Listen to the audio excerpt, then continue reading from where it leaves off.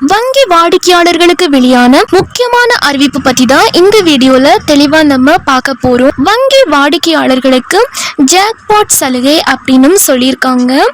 RBI வெளியிட்ட அசத்தல் அறிவிப்பு. ஆமாங்க, இந்த அறிவிப்பு உங்களுக்கு ஆர்பிஐ தான் வெளியிட்டிருக்காங்க.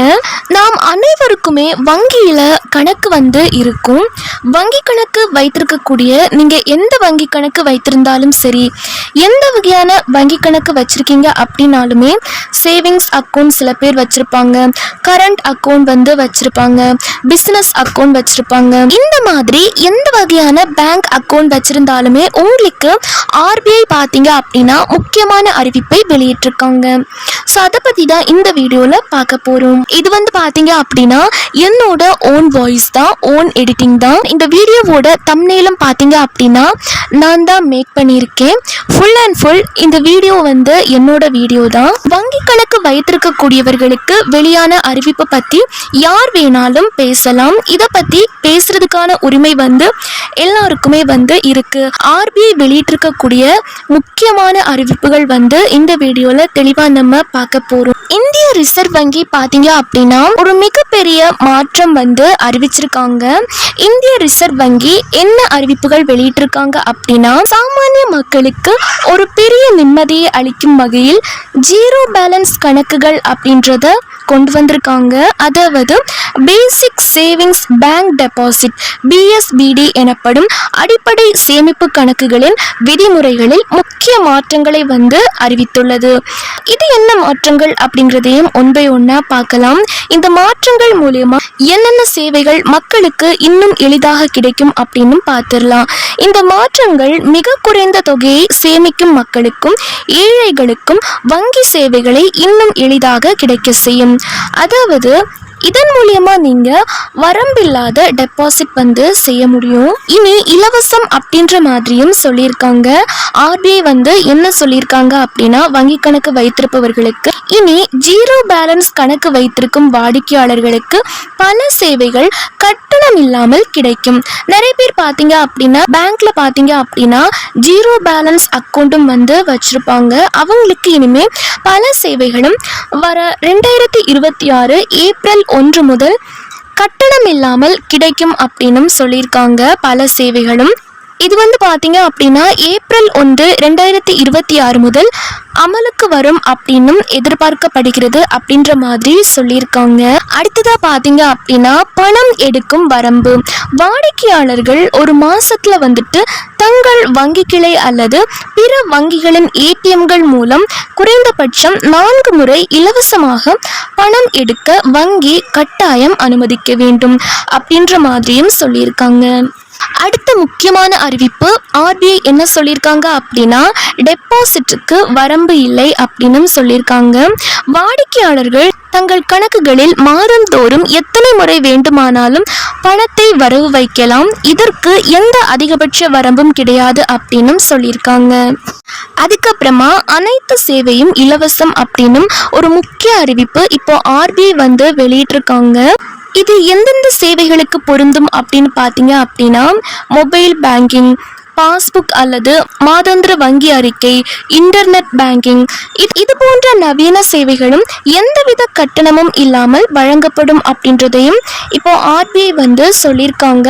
அடுத்த முக்கியமான அறிவிப்பு, ஆர்பிஐ பேங்க் அக்கௌண்ட் வைத்திருப்பவர்களுக்கு என்ன சொல்லியிருக்காங்க அப்படின்னா, அதாவது அனைத்து வங்கி வாடிக்கையாளர்களுக்கும் என்ன சொல்லியிருக்காங்க அப்படின்னா, இலவச கார்டு அதாவது ஏடிஎம் அல்லது டெபிட் கார்டை பயன்படுத்த இனி ஆண்டுதோறும் புதுப்பித்தல் கட்டணம் எதுவும் வசூலிக்கப்படாது. அடுத்த முக்கியமான அறிவிப்பு, வங்கி கணக்கு உள்ளவர்களுக்கு என்ன சொல்லியிருக்காங்க அப்படின்னா, இலவச செக் புக் வழங்குறதாகவும் சொல்லியிருக்காங்க.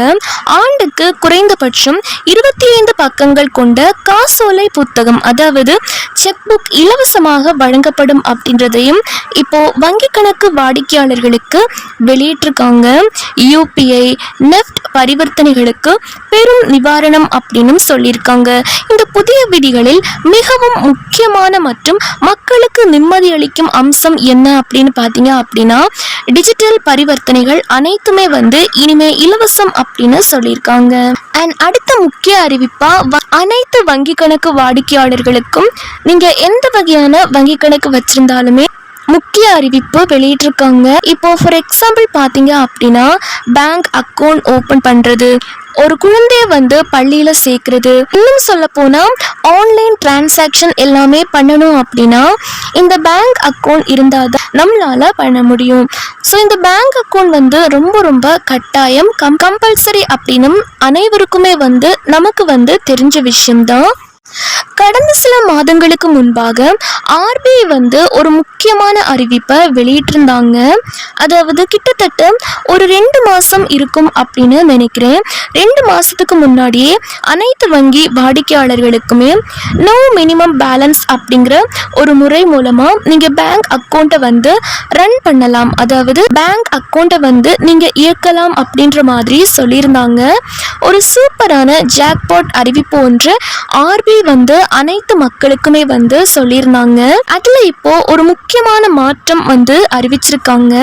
அது என்ன அப்படின்னா, நீங்க எந்த வகையான பேங்க் அக்கௌண்ட் வச்சிருந்தாலுமே 0 பேலன்ஸ் அது மூலமா மெயின்டைன் பண்ணலாம் அப்படின்னு சொல்லிட்டு கொடுத்திருந்தாங்க பாத்தீங்களா. அதற்கு மாறாக நீங்க சிட்டில இருக்கீங்க அப்படின்னா மினிமம் பேலன்ஸா 3000 உங்களோட பேங்க் அக்கௌண்ட்ல இருக்கணும் அப்படின்ற மாதிரி சொல்லியிருக்காங்க. அதுவே சின்ன சின்ன கிராமங்கள்ல இருப்பாங்க, நகரப்புறங்கள்ல இருப்பாங்க, வில்லேஜ்ல இருப்பாங்க பாத்தீங்களா, அவங்களுக்கெல்லாம் உங்க பேங்க் அக்கௌண்ட்ல குறைஞ்சது 1700 ரூபாவாச்சும் மினிமம் பேலன்ஸ் மெயின்டைன் பண்ணணும் அப்படின்ற மாதிரியும் சொல்லியிருக்காங்க.